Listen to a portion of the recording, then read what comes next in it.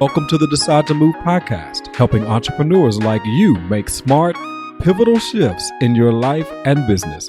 Tune in each episode for inspiring stories from brilliant business minds and trailblazers to find out how they made their big moves and how you can too. Now here's your host, author, speaker, business strategist, CEO, and founder of Decide to Move, Monica M. Bijou. Welcome to another episode of Decide to Move podcast. I am so excited to have with me my guest today because she's going to teach you what are the 3 top ways that you're to grow your presence online. And that's super important right now because of the fact that with COVID happening, everything is having to transition from being network offline to now we're having to do a lot more presence online. And I can tell you she's definitely the person to teach you that because of the fact that she is, her business is to get her clients on the scene where it matters. She has hundreds and thousands of followers on social media, connections, as well as looking for the latest trends, fashion, inspired products, and cutting edge business ventures. I have with me Jackie Zuckerman. She is originally from New York, and now she's relocated to Boston. And what I love is the fact that she's the CEO of NEXTonSCENE Media, as well as the editor-in-chief as well. So who else can teach us how to show up online than a person that has done it in a lot of different ways, not only in a magazine, but also her own podcast. And then she's a producer of high quality promotional events, as well as PR campaigns. How are you doing today, Jackie?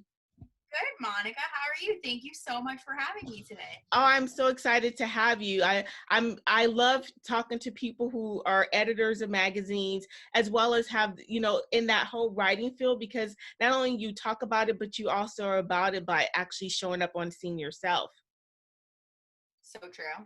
I found this, the reason that I even fell into the magazine realm was because being in public relations for so many years, I when I moved to Boston, I didn't know anybody. So I was like, well, how am I gonna deliver for clients if I don't have connections? That's the whole reason why you hire publicists, to get you connected and get you placed. And so I went to YouTube and I learned how to build a magazine, and that's where my magazine came from. Nice. And tell me about your magazine. I know that you have some different things that's coming up pretty soon, but what is your magazine focus on? Yeah, totally. So it comes out 3 times a year, and we're all about what's next for startups to celebrity clientele. So this coming issue actually comes out in 3 weeks in print, and we Miss America's on our cover this year, and we also interviewed some really celebrity chefs like Todd English. Really, really fun, all walks of life, basically. So we learn new recipes. I've also interviewed up and coming stylists, like people you haven't heard about. I like to bring them to NEXTonSCENE because they're next to know about. So that's what it's about in a nutshell. And I love that because, oftentimes people think, and I had somebody say that to me as well, like, hey, I was looking at your LinkedIn and that's where they normally connect. They said, normally I don't connect with people on LinkedIn that has a smaller following because that's not my major platform, but I'm building it up. And I'm like, yeah, but you reached out to me. I didn't reach out to you. So obviously you do connect with people with less than you're thinking, kind of thing. So it's funny that we often overlook people based on a mailing list or how many followers they have, not realizing that there's a lot of nuggets that people have that they just haven't popped up on scene yet.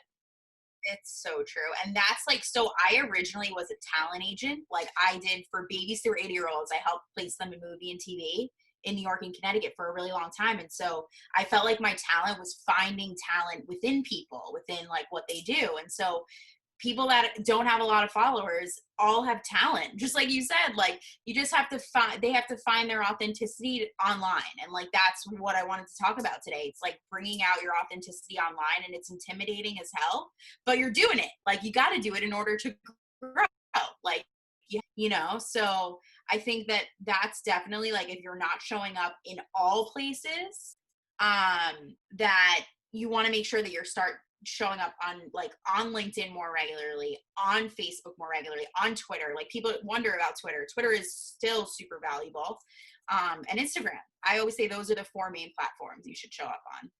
Yeah, and that's great. And before we actually dive into that, tell a little bit about your story. What got you even involved in doing PR work and even just looking for those little nuggets and talents in others?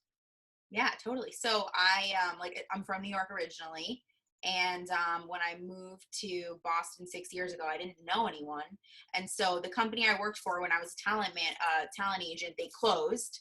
So I was like, oh my god, I'm really moving into a space of like not knowing what to do.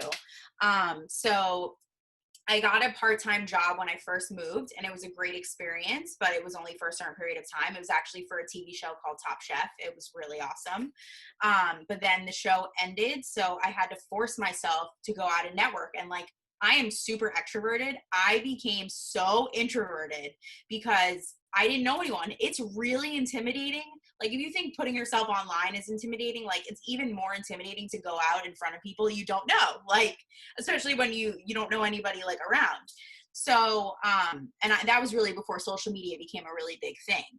So I started to force myself to network, and I started to meet some people, and I found that people were really starting to maximize on Facebook groups, like before like 5 or 6 years ago when they just started to develop. So I was like, okay, I'm gonna like trickle into these Facebook groups and just talk about my life like experience, like what I'm good at. And then I found this like missing market for startups and small businesses for looking for cost effective ways to be seen and heard by more people. And so that's kind of how my business started. I found that all these other PR companies were overcharging, under delivering, or not delivering at all. And so I was like, I'm putting an end to it. And that's really what inspired me to take off my business. Oh, that is great. So let's get into some of those nuggets because I'm excited to hear that about those startups that, want to show up on scene, especially right now that a lot of entrepreneurs are making pivotal shifts in their business as well as in their life because of the fact that it's kind of forced. Some people did it because they're like, I need to find what I'm good at. And then you have those people that are like, well, I'm forced to make a pivotal shift, change directions based on now with COVID, people are getting laid off.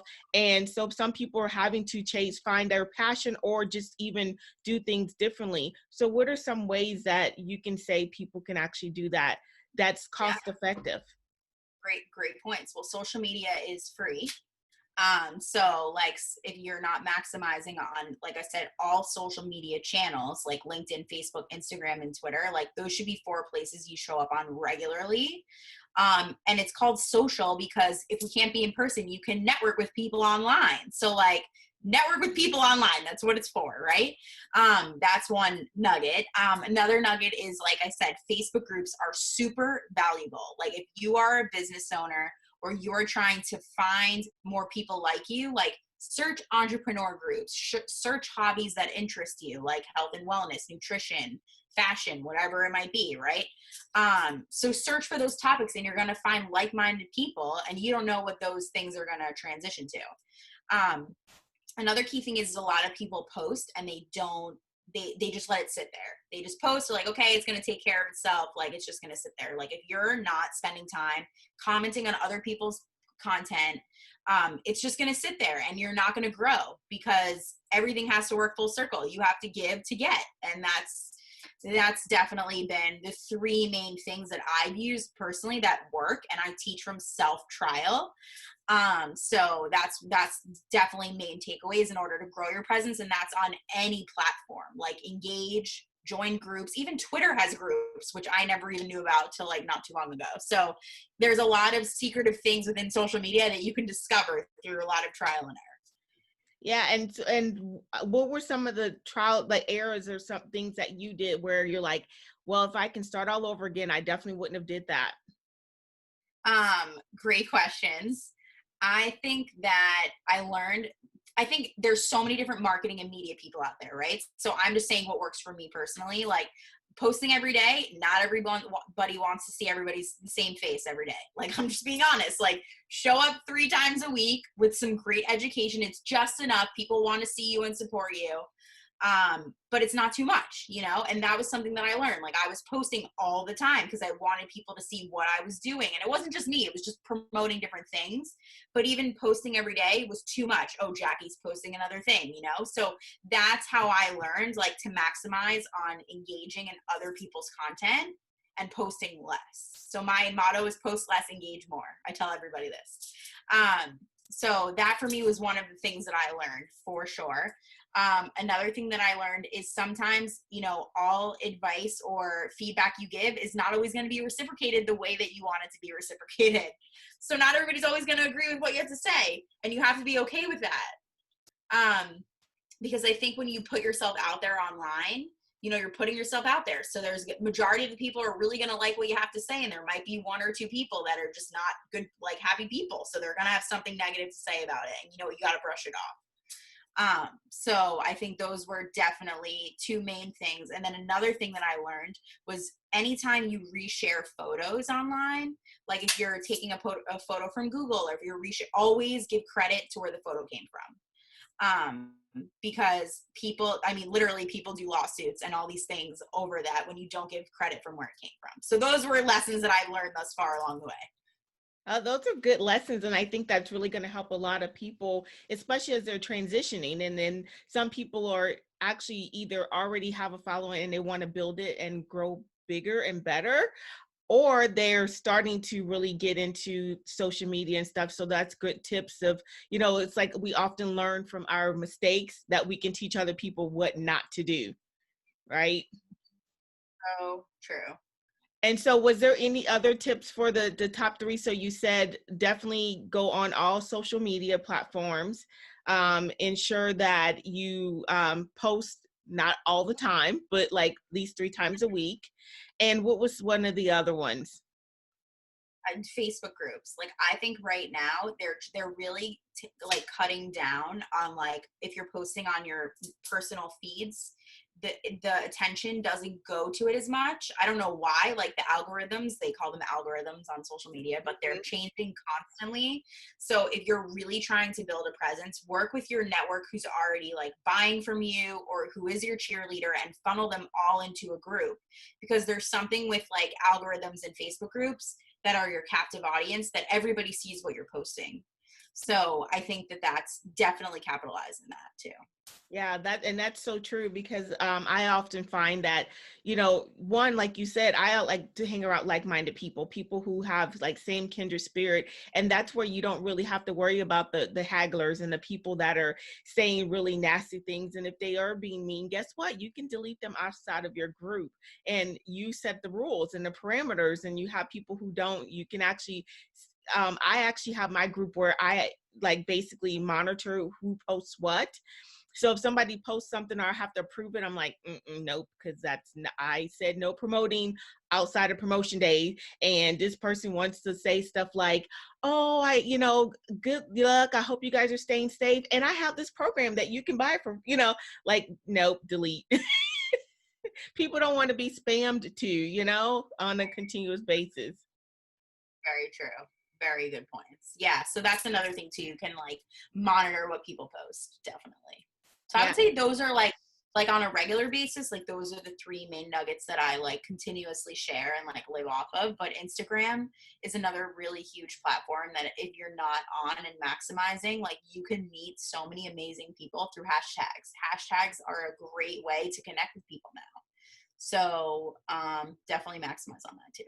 Well, that's good information. So if we can go through the different platforms and what's a good thing to post on each one, because I think oftentimes I see a lot of entrepreneurs, even people that I work with, I often that's a big thing that I have to teach them, is like on this one, have to post here, and on this one, you want to post that. Because I see some business coaches, people say, post on social this, post on that, 2 posts here, 2 emails there, but they don't really tell them what to post, and people struggle with that.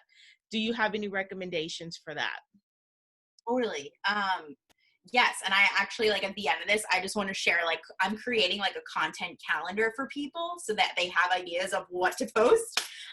So what I'm finding right now is like a lot of people wonder like too much if I'm posting the same picture of myself with a hobby of interest, like, is that fit for LinkedIn? And so my thought with that, am I frozen? I might be frozen. My thought with that is basically that it doesn't matter like if you're posting the same thing in multiple places, because the thing is there's new eyes in every single platform, and like why make more work for yourself, you know? And I found like I have like 3 or 4 pages on Facebook. I'm sharing the same content in every single area, and if the people want to unfollow you, let them unfollow you. Like there'll be new people that will want to support you and continue. So I think it's really important to put yourself in your content.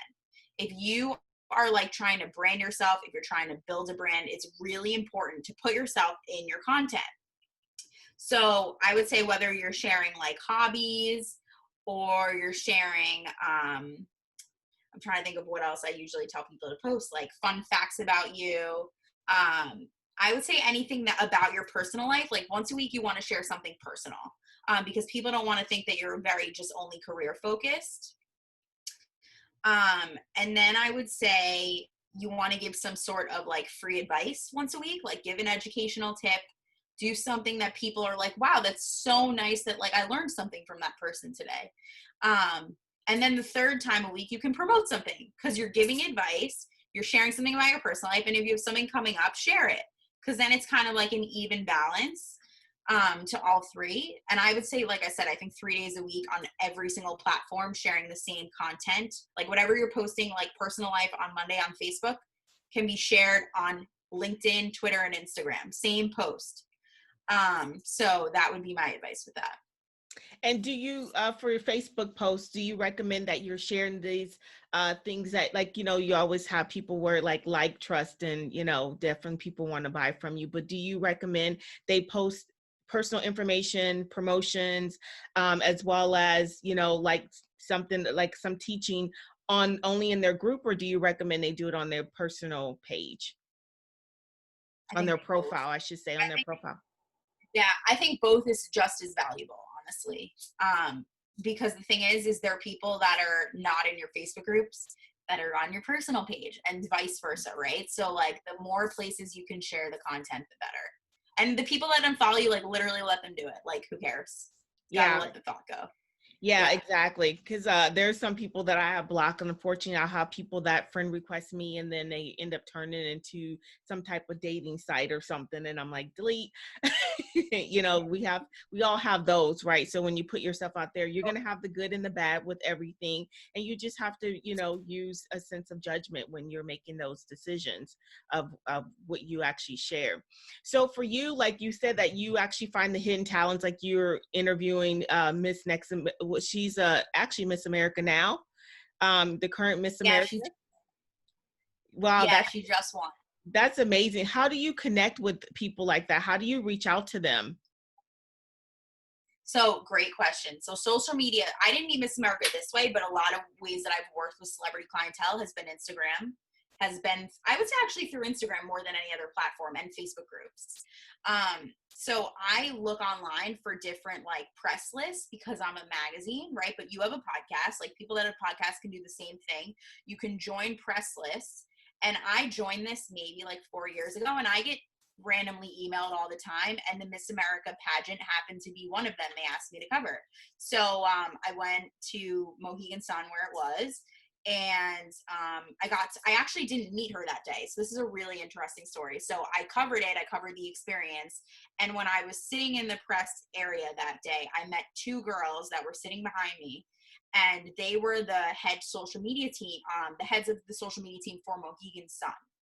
So like, it's so funny how life kind of pans out. Like I always say, like, introduce yourself to everybody in the room, because even my husband who went with me that day, he's like, why are you introducing yourself to these 2 random girls? And I was like, because you don't know who these people are. We're introducing ourselves to everybody, right? So that's another nugget that I always give. So anyway, so I introduced myself to them, and it was just a pure introduction. Like we left Miss America. It was a cool experience, and I just watched it. And then a couple weeks later, the girls from Miss Mohegan Sun wrote me an email, and they said, you know, we have this big Sun Wine and Food Festival coming up for all these, you know, elite chefs. We would love for you to come cover it. It was so great to meet you in Miss America. From that experience, like, because I sat and I introduced myself to these girls, right? So, so I went to that next event where I interviewed Todd English. And I met Miss America in person at that event, and I interviewed her there. She was walking around, and I was like, this is my opportunity to really pull her aside and just interview her. And so that's how that happened. So it was never planned. Like it just kind of worked itself out. And, that goes back to what we talked about in the very beginning about you never know who someone is. So when you dismiss them based on one little unknown factor, like, oh, she doesn't look like she's important or something like that, you totally are missing the opportunity for somebody great. So that's the part that makes a really big, huge difference that we often missed opportunities based on, oh, your email list is not that big, or you have this. And it's like, you don't know where all I'm showing up and who I'm connected with. So you're lost.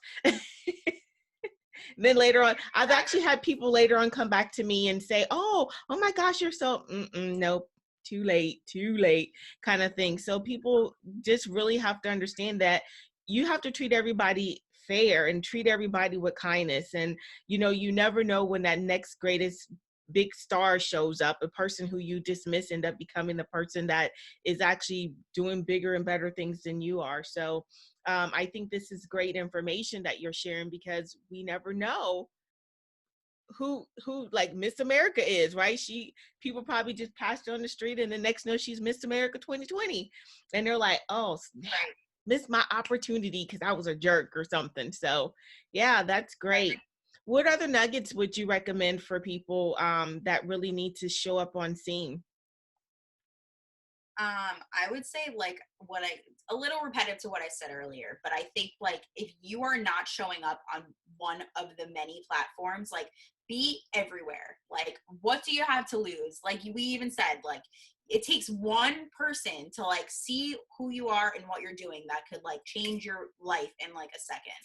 So I feel like that's something that I've learned, because I think people are like, well, I don't really need to be on Twitter. And a lot of people say this all the time. And I'm like, when I first started my business, I set up a Twitter account, didn't know much about it, but I got one of my most valuable people in my life now from Twitter. They were like one of the first sponsors of my magazine, and now we're like super good friends.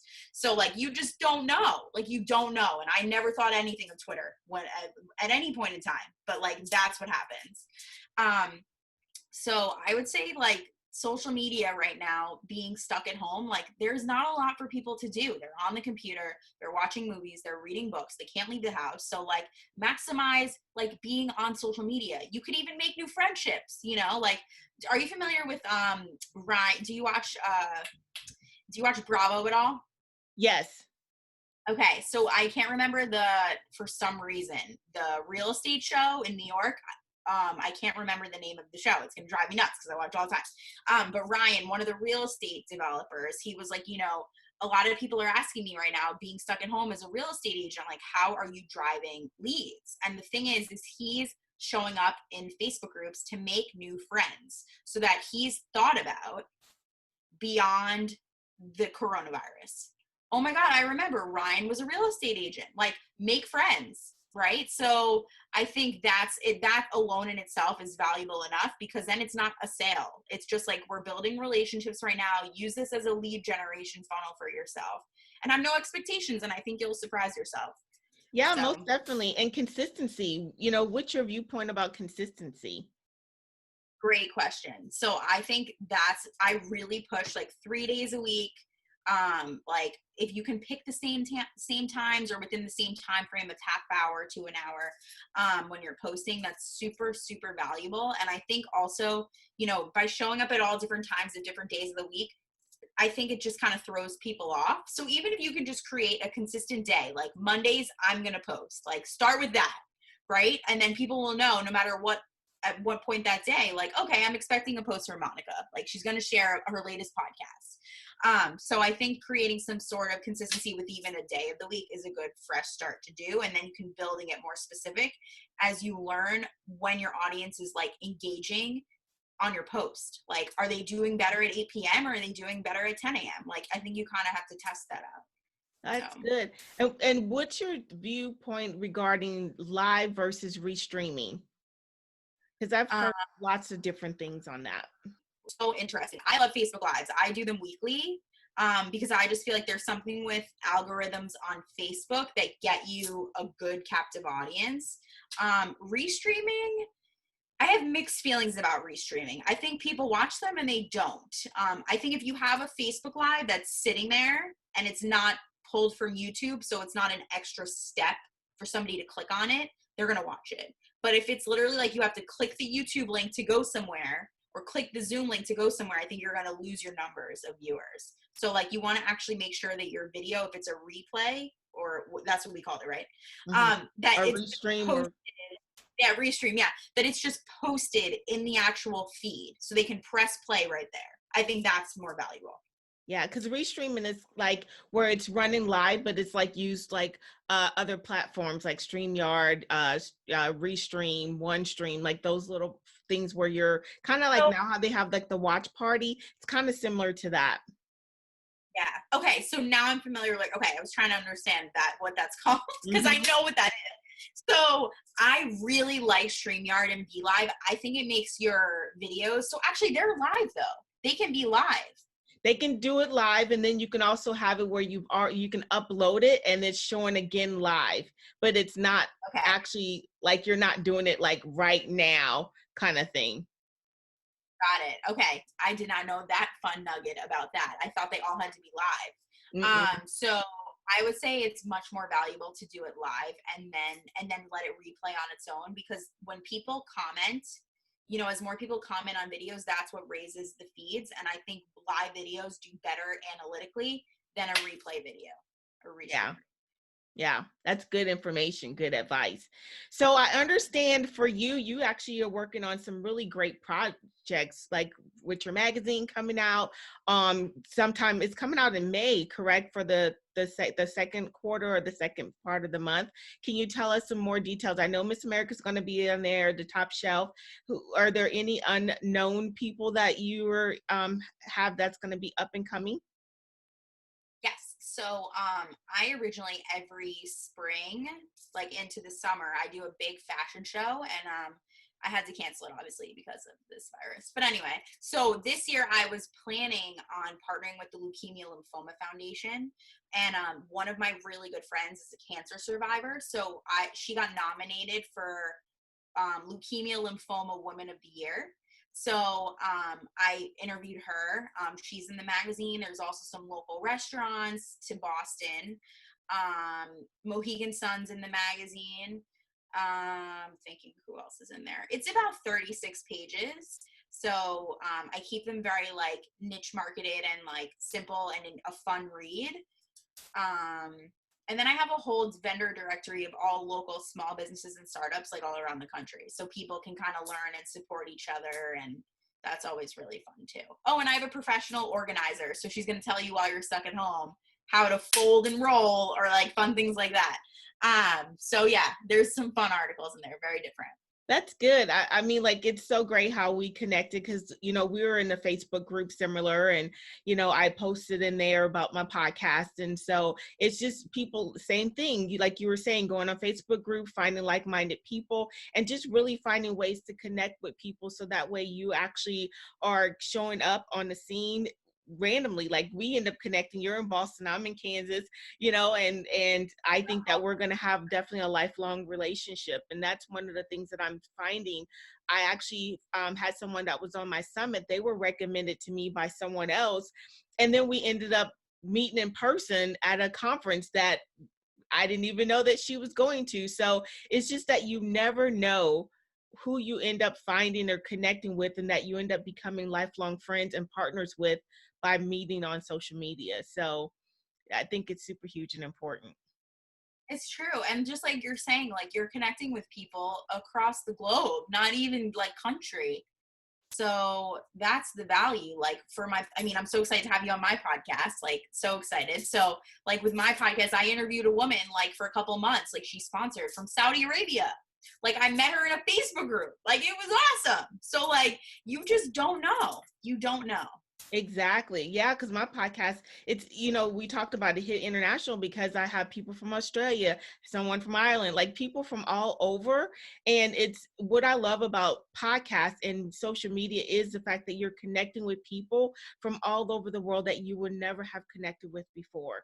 And especially now that we can't really do live networks, like I just completed a summit that was, or a conference that was planned on being on like in person, but a lot of entrepreneurs are making that pivotal shift and they're doing it virtual. And this conference that was virtual was bigger than the one that she does in person. So it was amazing to watch. It was like over 300 people all on Facebook together. It's like pages and pages on Facebook that I hadn't seen that many. And they all attended this virtual summit. It was 3 days and they were there the whole entire time. Not summit, but it was a conference, but every single day, and you had hundreds and hundreds of people showing up.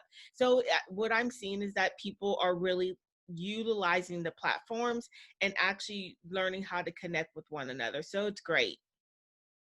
Yeah, it's a really, really super valuable tools, and it's free. So like use it to your advantage, honestly. Great. And then I understand that you have something that our listeners can download. That's going to Yes. help them as so well. I'm like still finishing it up, and I'm creating a content calendar for people because, like you said earlier, a lot of people are like, well, I don't even know what to post, when to post it. So I have some fun tips and teasers. It'll probably be like 3 or 4 pages long. It'll be like an ebook or something like that. So I will definitely send a link for that too when I have it done.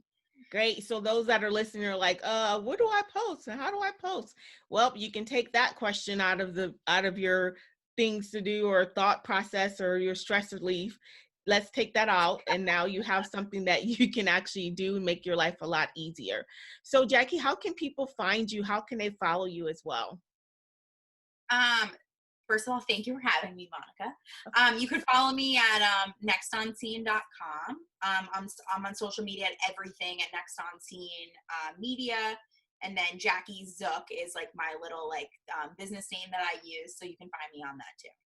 And then all your details are going to be definitely in the show notes so people can find it. So those that are listening to it via their favorite platform or even going on YouTube and watching the video themselves. But I also now have the actual Facebook page of Decide to Move podcast. So they can actually just go to the page as well to look at some of the videos or hear like what's coming up next kind of thing. So I'm super excited about that. And I will totally reshare, social media girl over here. I will do that. Most definitely. So Jackie, thank you so much for joining me today. Is there anything else that you want to leave before we say goodbye to our people today? I know. Thanks, Monica. I'm just really excited for everybody to learn about, I'm glad to be on your show and to learn about the magazine. And you guys will have to listen to Monica on my podcast, Next On Scenes podcast. So yeah, all that good stuff. Well, thank you so much. No problem. And thank you so much, Jackie, for giving us some really great nuggets, things to do and things not to do. So that way people can actually have a seamless way of actually showing up and you never know, they may end up being the next on scene. I'm Monica Bijou, CEO and founder of Decide to Move. Thank you so much, Jackie, for being with me today. And I will talk to you all soon. Until the next episode, have a great day. Thank you for listening to Decide to Move podcast with Monica M. Bijou. If you are ready to make a pivotal shift and take your destined position in the world, then schedule a free discovery call by going to www.decidetomove.com. For all links mentioned in today's show and to listen to previous episodes, go to www.decidetomuvepodcast.com. And remember, we've all been delivered rotten fruit in our past. We can choose to chew on the rotten fruit trying to convince ourselves it's what we want, or we can become the fruits of our labor and create an incredible, fulfilling, and inspiring life and business out of it. You have what it takes to create the life you want.